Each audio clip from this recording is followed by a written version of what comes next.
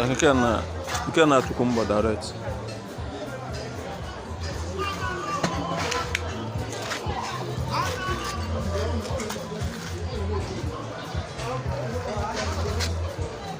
Look another colleague.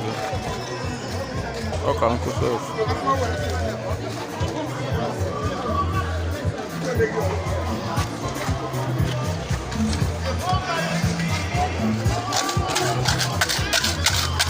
Sorry.